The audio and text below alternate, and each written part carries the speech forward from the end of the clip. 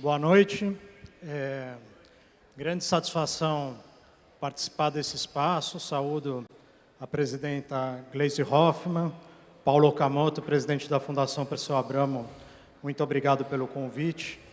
Esse seminário aqui sobre a realidade brasileira começar com uma discussão sobre o cenário internacional apresenta para a gente o desafio que está colocado para o Brasil no mundo nesse momento, que não é pequeno, né?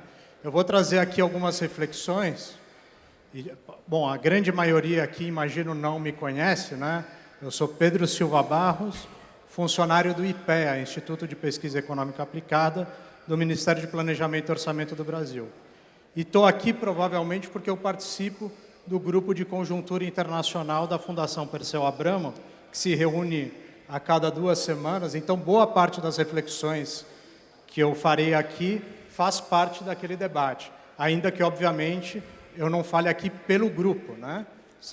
É um espaço de reflexão maior, mas está aqui a Mônica Valente, o Walter Pomar, outros companheiros que são muito mais conhecidos e reconhecidos aqui na discussão no PT, mas a ideia aqui é trazer uma breve síntese a partir do diagnóstico brilhante do professor Fiore, mais específico da América Latina, né? Saúdo as colegas e colegas de mesa, né? Mojana, Ellen, Marcelo, e começamos aqui pelo que é para o Brasil, qual é o papel do Brasil no mundo e quais as prioridades para o nosso governo, né?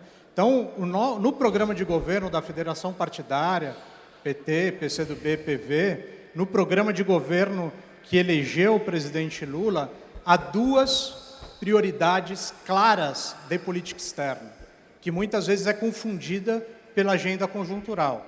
Mas as prioridades são integração regional e fortalecimento do BRICS. Por que eu digo isso? Principalmente para os colegas que trabalham no governo. Nos últimos meses, devido ao espaço do G20, importantíssimo, que o Brasil liderou brilhantemente, fez pela primeira vez a cúpula social do G20, assim como na reunião da Amazônia, com os 8 presidentes da Amazônia, foi feita antes o espaço de debate com a sociedade civil, com 20 mil pessoas. Ainda que seja importante o G20, ainda que sejam importantes vários outros espaços internacionais, as nossas prioridades são 2: fortalecimento do BRICS e, principalmente, que é o nosso objetivo constitucional, integração regional. A política geral do Brasil pode ser definida, de maneira resumida, como um não alinhamento ativo. O que é isso?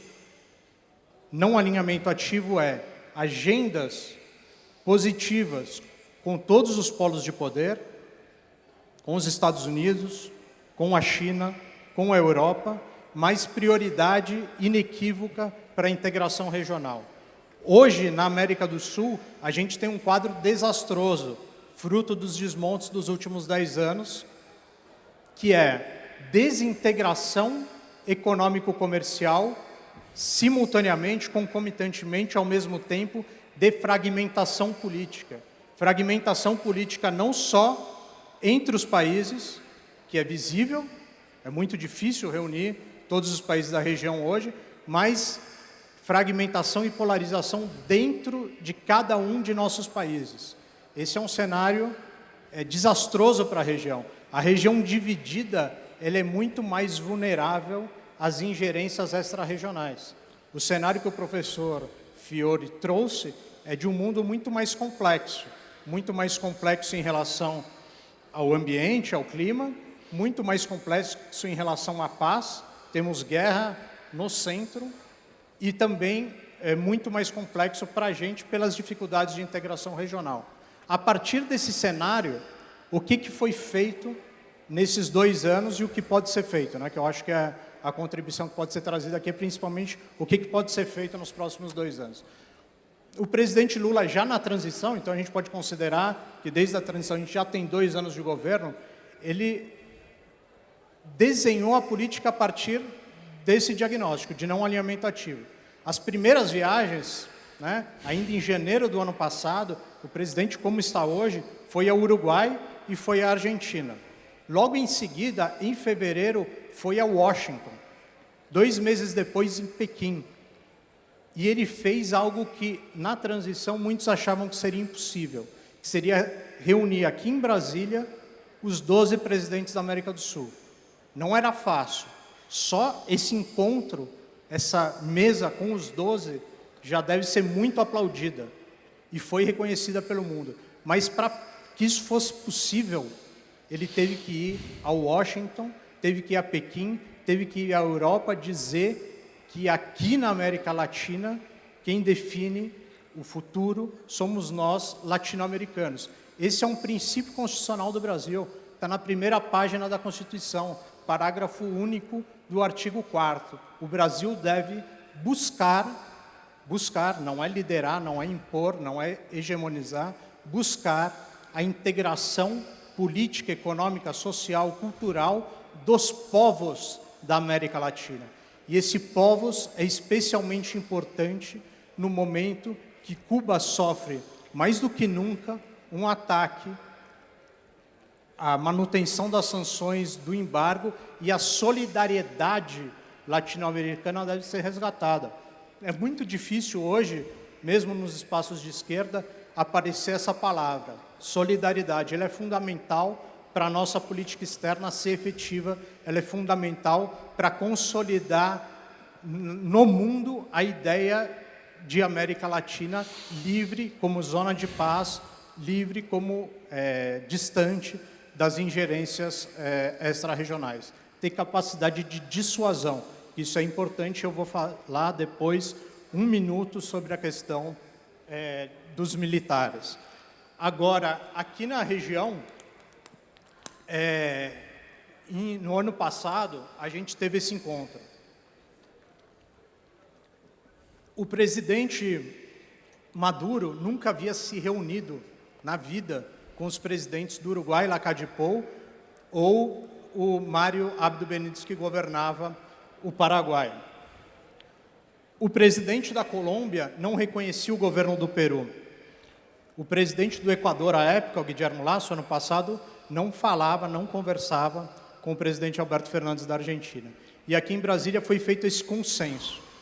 Se chegou a um acordo curto, com 9 pontos, e além do consenso, tem as propostas que o presidente Lula apresentou, que são 10 pontos para discussão para a retomada da integração regional, que é muito difícil nesse momento. Nesse 1 ano e meio depois da reunião do consenso de Brasília, pouco pôde ser feito. Foram definidas 17 prioridades, mas a situação regional ficou muito mais complexa. E é bem claro para todos aqui a complexidade que é ter uma agenda positiva com a Argentina de Milei, de um lado, numa mesma mesa que a Venezuela de Nicolás Maduro. Não é simples, mas nunca foi fácil a integração regional.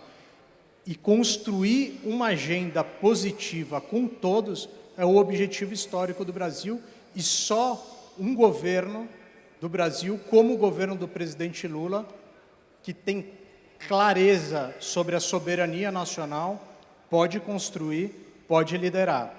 Então, a importância desse governo para o mundo não é pequena. O PT é referência também para os países vizinhos, e a gente deve dar o exemplo. E o exemplo que o Brasil deu ao mundo no período imediatamente anterior não foi favorável. Qual foi a ação do Brasil sobre a Venezuela nos governos Bolsonaro e Temer? Foi tentar isolar, asfixiar a Venezuela. E quem sofreu? O governo da Venezuela se manteve. Quem sofreu foi o povo venezuelano. O que o governo Bolsonaro fez com a Venezuela, o governo Lula, não pode fazer com a Argentina. Para atrapalhar o governo do Milei, não. O que a gente tem que ter uma agenda positiva com a Argentina também, porque o nosso compromisso constitucional é com os povos da América Latina. E como fazer nos próximos 2 anos, que é o grande desafio, para a gente ter uma agenda positiva? Há algumas áreas concretas, né? Por exemplo, que o Ministério do Planejamento lidera hoje, a melhoria da infraestrutura regional. Fazer e promover iniciativas que favoreçam o comércio intrarregional, que às vezes parece pouco, porque só 12% do comércio do Brasil com o mundo é com a região.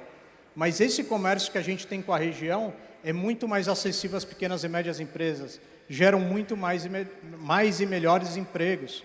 Ele é um primeiro passo de internacionalização para as nossas empresas também. Uma startup brasileira não vai começar a exportar para a China, nem para os Estados Unidos, nenhuma chance disso.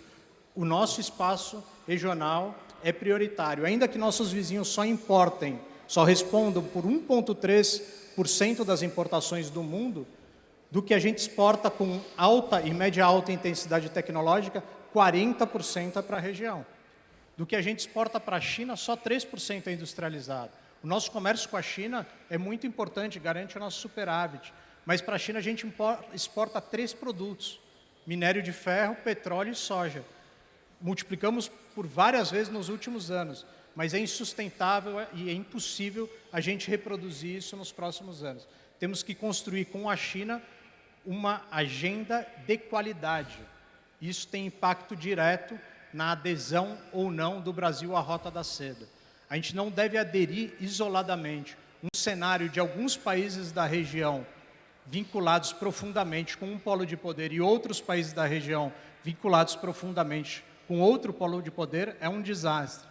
O nosso esforço, e o meu tempo acabou, é reconstruir a governança regional para estabelecer como região relações positivas com os principais polos de poder. Então aqui são só algumas ideias gerais, evidentemente há vários estudos do Instituto de Pesquisa Econômica Aplicada sobre isso, e eu passo a palavra agora ao Marcelo Zero. Obrigado. Obrigada, Pedro.